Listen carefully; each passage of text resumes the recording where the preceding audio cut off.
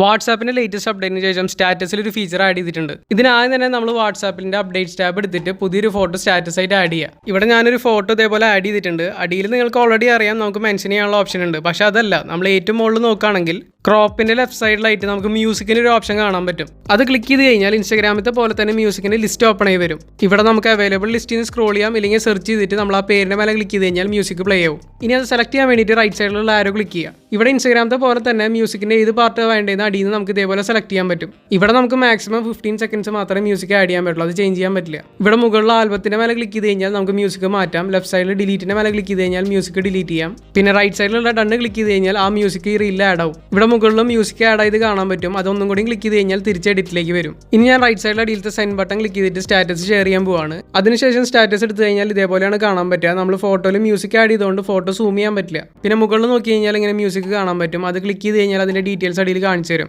ഇവിടെ റൈറ്റ് സൈഡിലുള്ള 3 dots click ചെയ്ത് കഴിഞ്ഞാൽ വ്യൂ ആർട്ടിസ്റ്റ് എന്ന് പറഞ്ഞിട്ടൊരു ഓപ്ഷൻ കാണിക്കും. അത് ക്ലിക്ക് ചെയ്താൽ ഇൻസ്റ്റാഗ്രാമിൽ ആ ഒരു ആർട്ടിസ്റ്റിന്റെ പ്രൊഫൈൽ ഓപ്പൺ ആയി വരും. ഇനി സ്റ്റാറ്റസിന്റെ ഏറ്റവും റൈറ്റ് സൈഡിൽ മുകളിലുള്ള 3 ഡോട്ട്സ് ക്ലിക്ക് ചെയ്ത് കഴിഞ്ഞാൽ സേവും ഡിലീറ്റിന്റെ ഓപ്ഷൻ ഉണ്ട്. നമ്മൾ സേവ് ക്ലിക്ക് ചെയ്യുകയാണെങ്കിൽ ആ ഒരു ഫോട്ടോ വിത്ത് മ്യൂസിക് നമ്മുടെ ഗാലറിയിൽ വീഡിയോ ആയിട്ട് സേവ് ആവും. ഈ ഒരു ഫീച്ചർ നിങ്ങളിലും വന്നിട്ടുണ്ടോ ഇല്ലേ എന്ന് വീഡിയോയിൽ കമന്റ് ചെയ്യുക. അതുപോലെ തന്നെ വീഡിയോ ഇഷ്ടപ്പെട്ടാൽ വീഡിയോ ലൈക്ക് ചെയ്യുക, ഷെയർ ചെയ്യുക. ആൻഡ് ഇതുപോലുള്ള കൂടുതൽ ഫീച്ചേഴ്സിനെ ഈ ഒരു ചാനൽ ഫോളോ ചെയ്യുക.